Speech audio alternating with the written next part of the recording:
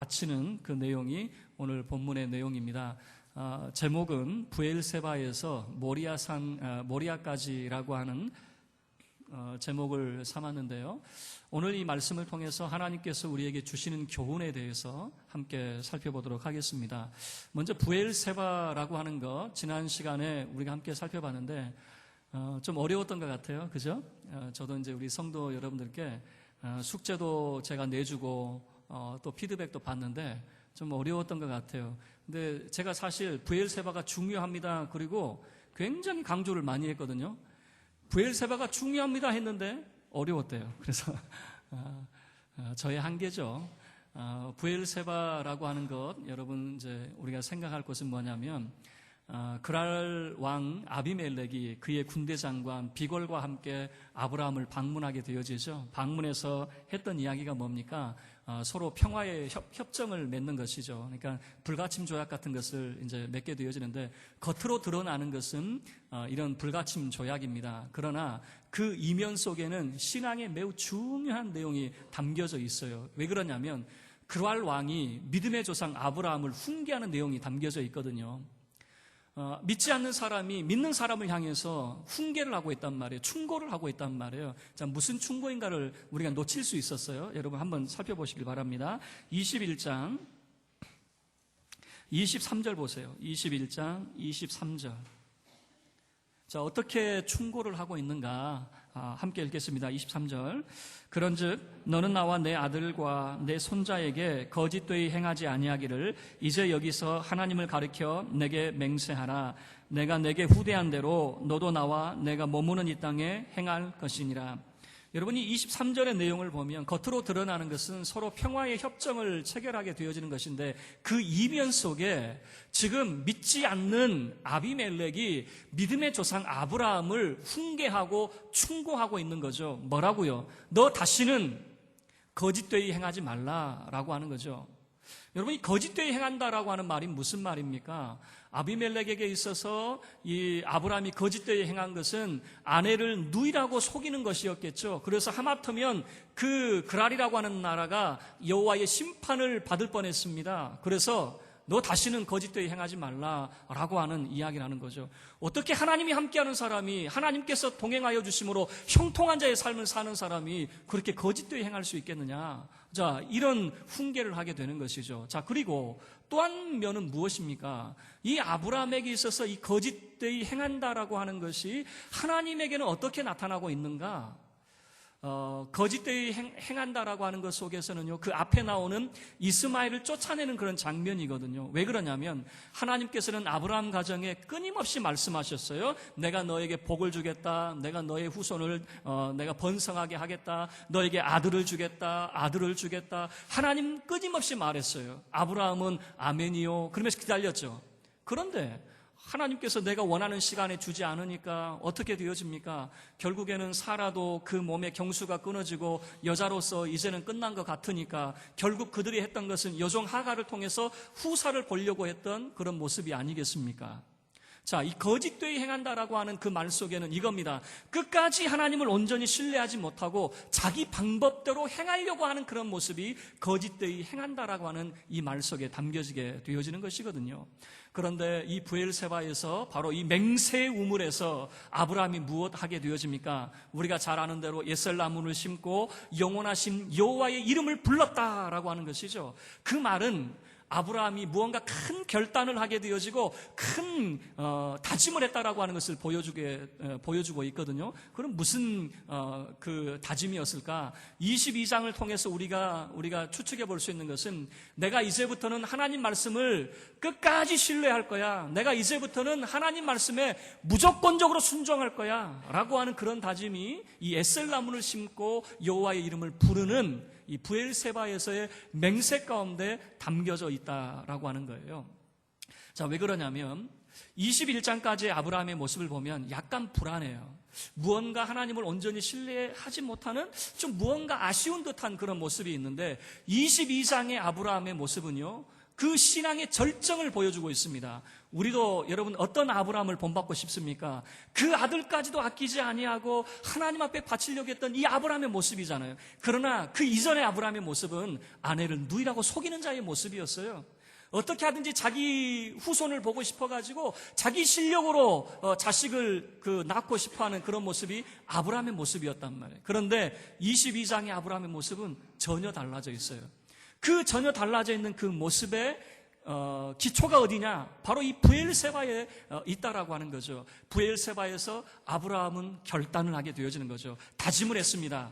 내가 하나님 말씀 의심하지 않고 끝까지 신뢰하고 그 말씀에 내가 무조건 순종하겠다라고 하는 그런 다짐. 왜 그러냐면 이것을 22장에서 우리가 생각해 볼 수 있다라고 하는 거예요. 자, 22장 이제 모리아 산으로 올라가게 되어지는데요. 22장 1절을 보면 하나님께서 아브라함을 부르십니다. 아브라함을 부르시더니 하나님께서 그에게 말씀을 하시는데, 여러분 1절의 모습을 보게 되어지면 하나님께서 아브라함을 시험하고자 하셨다라고 하는 그런 내용이 담겨져 있어요. 자, 이 시험이라고 하는 것을 쏙 빼버리면 아무도 모르는 거예요. 하나님께서 그 아들을 바치라라고 했기 때문에 그저 바치는 것이지, 바칠까 바치지 않을까라고 하는 것, 여러분 이 모습만 우리가 살펴볼 수 있는 것이지, 시험이라고 하는 것은 소위 이런 것 같아요. 그러니까 하나님께서 아브라함에게 무언가 확인하고 싶은 거죠.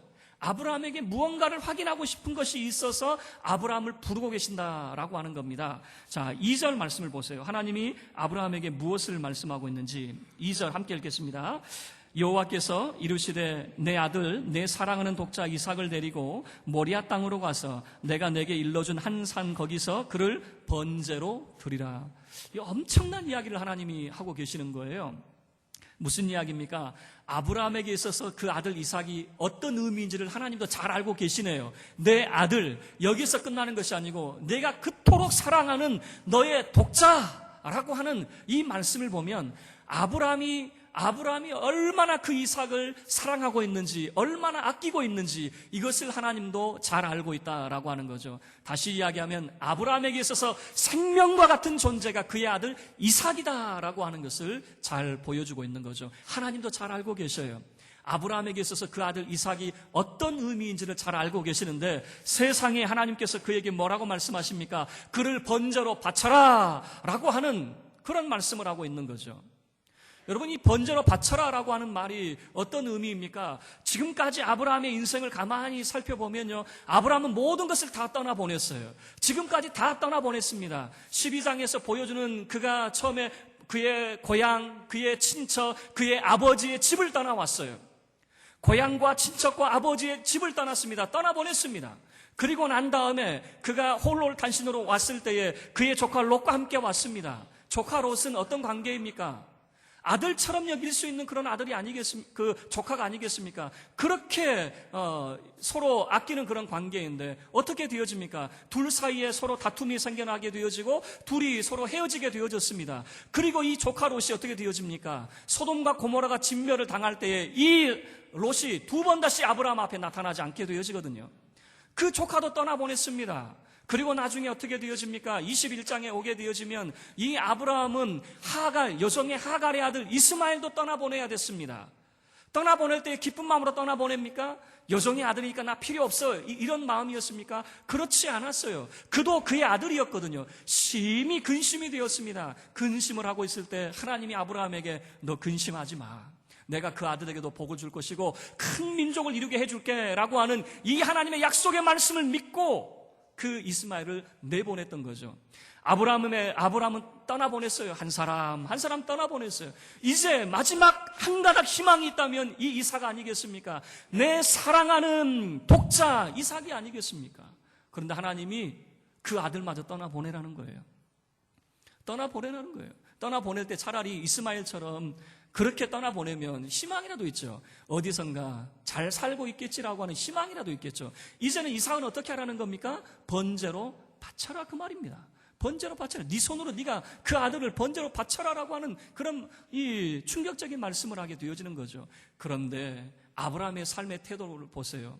그 이전까지 아브라함의 삶의 태도가 참으로 속이는 자의 그런 모습이었다면, 거짓 행하는 자의 그런 모습이었다면, 아내를 누이라고 속이는, 어떻게 하든지 자기 목숨 연명해 보려고 하고, 그리고 어떻게든지 후손을 이어보려고 여종을 통해서 아들을 낳는 그런 삶이었다면, 이제는 그가 달라져 있어요. 1절 하반절에 뭐라고 이야기하고 있습니까? 아브라함아 하시니 그가 이르되 내가 여기 있나이다. 여러분, 내가 여기 있나이다 라고 하는 말은 이겁니다. 주여 말씀하옵소서, 종이 듣겠나이다. 그런 삶의 태도를 보여주고 있거든요. 내가 여기 있나이다 라고 하는 거예요.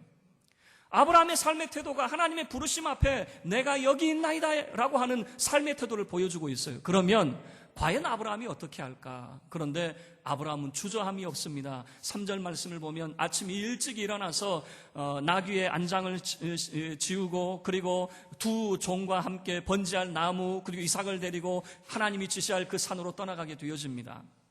그리고 3일길이 걸려지게 되어지는데, 이 모리아라고 하는 곳이 어디이냐, 사실 구체적으로 그곳이 어디인지는 우리가 알 수 없어요. 그런데 이 유대인의 전통, 유대 고대사에 의하면은 이렇게 이야기합니다. 이 모리아 산은 예루살렘 성전산이다라고 그렇게 해석을 하게 되어집니다. 그래서 이삭을 바치려고 했던 그곳이 바로 나중에 다윗이 번제를 드렸고 솔로몬이 성전을 세웠던 그곳으로 해석을 하게 되어지는 거예요.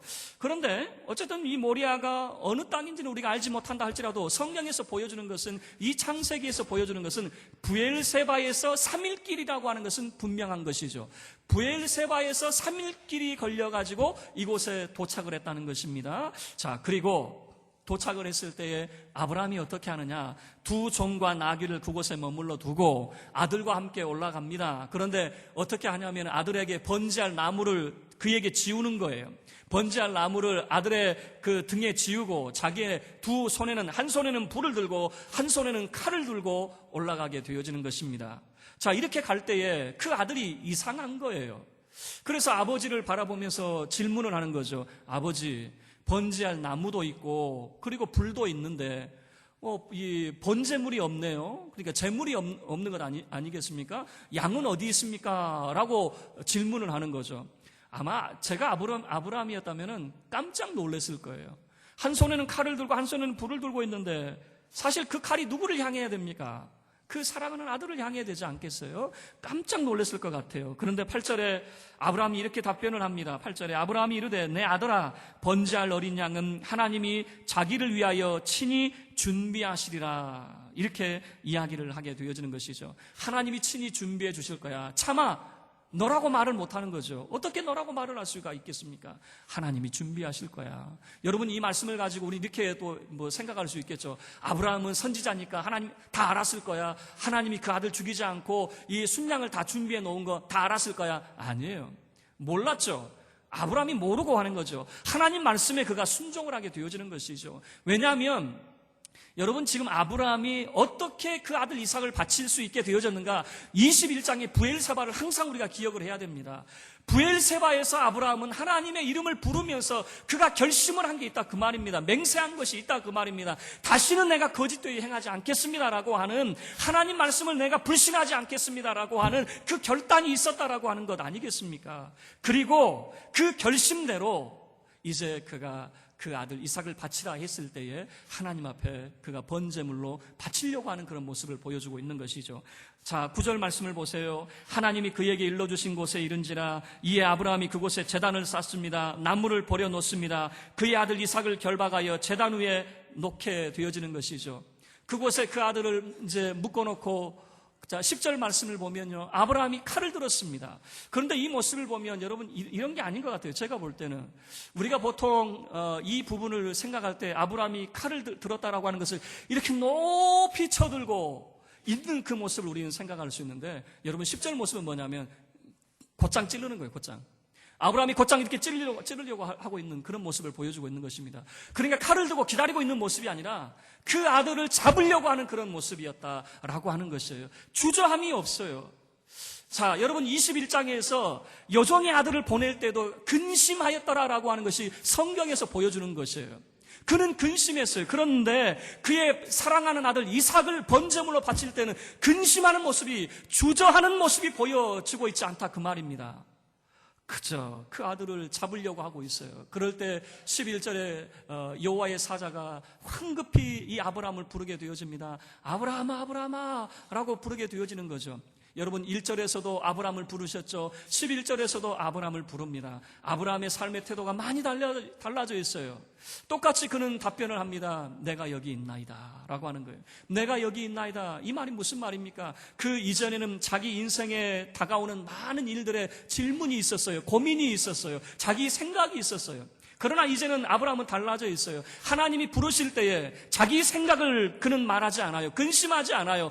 그는 이제 하나님 앞에 뭐라고 이야기합니까? 내가 여기 있나이다.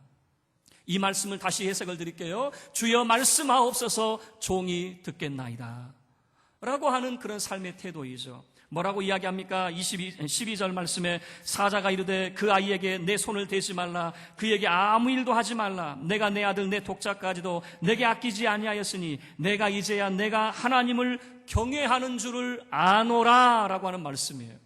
1절 말씀에서 하나님께서 아브라함을 시험하려고 하셨는데 도대체 무엇을 확인하고 싶어 했는가 라고 했을 때 12절 말씀에 나타나고 있는 것입니다. 하나님은 아브라함이 여호와를 경외하는지를 알고 싶었다라고 하는 거예요. 여호와를 경외하는 자의 삶을 살고 있는가라고 하는 것을 그는 하나님께서 확인하고 싶었다는 거예요. 자, 보세요. 여호와를 경외하는 것, 거기에 대한 반대가 무엇이냐면 바로 21장에서 아비멜렉이 이야기했던 21장 23절에서 거짓되이 행하지 아니하기를 라고 하는 것이에요.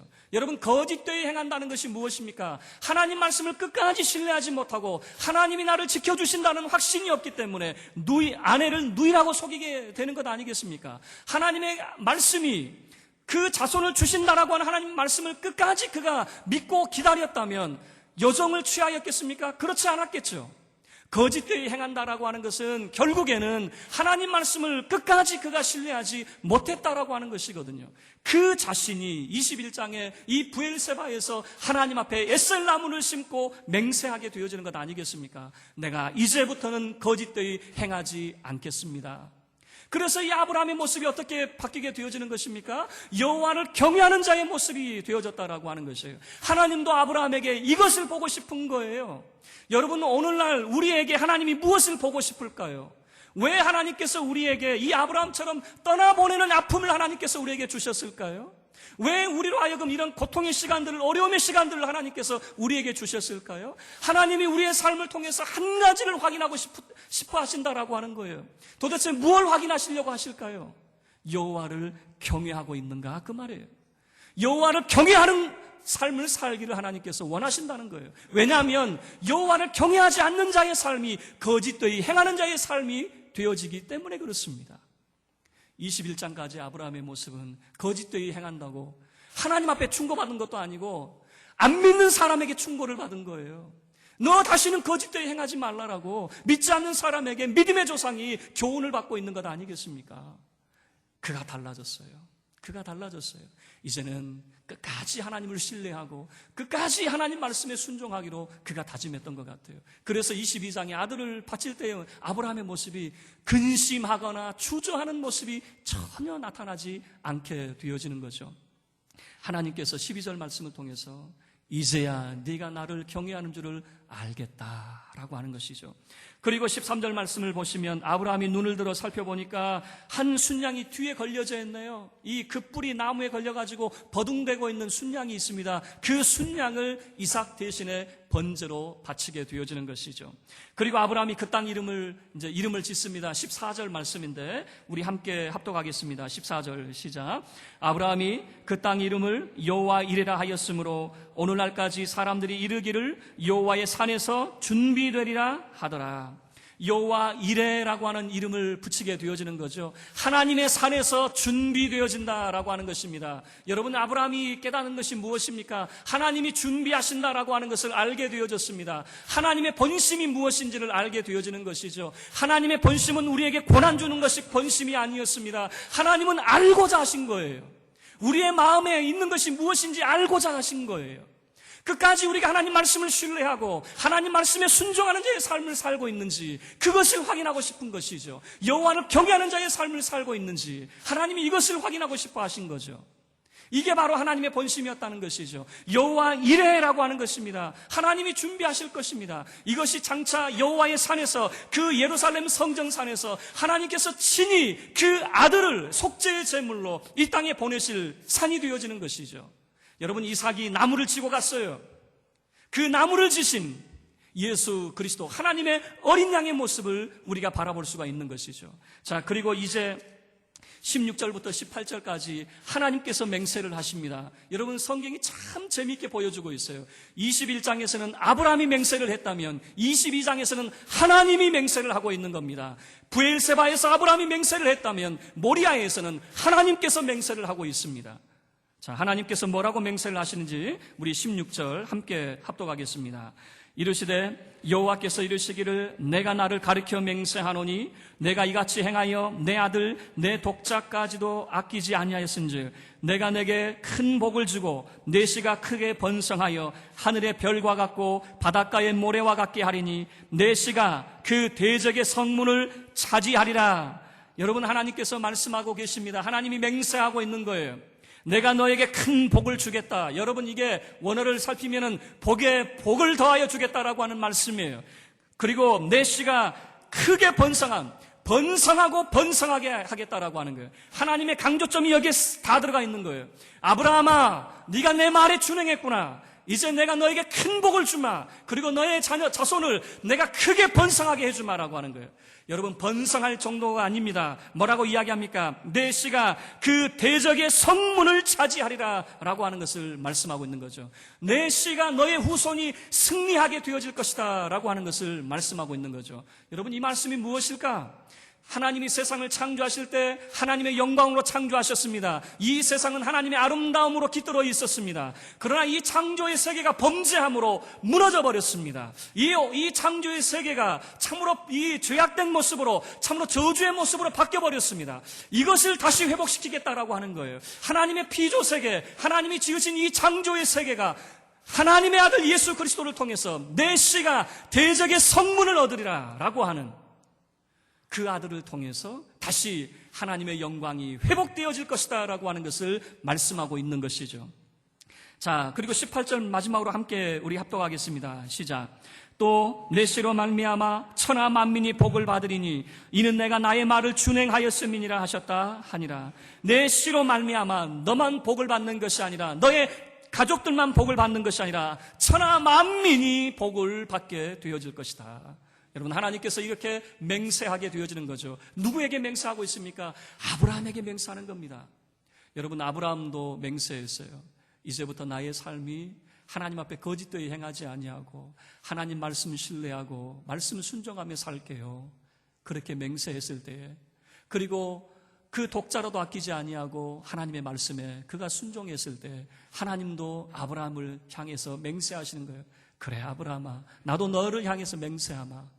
나도 너에게 큰 복을 주고 내 씨를 내가 크게 번성하게 하고 내 씨가 대적의 성문을 얻게 하고, 그리고 내 씨로 말미암아 천하 만민이 복을 받게 해주마. 아브라함이 하나님을 향해서 맹세하고 하나님도 아브라함을 향해서 맹세하고. 여러분, 말씀을 마치도록 하겠습니다. 정말 우리가 하나님 앞에 무엇을 보여야 될까? 하나님은 우리에게서 무엇을 확인하고 싶어 하실까? 하나님을 경외하는 것을 보고 싶어 한다, 그 말이에요. 여러분, 이 사실을 기억할 수 있기를 바랍니다.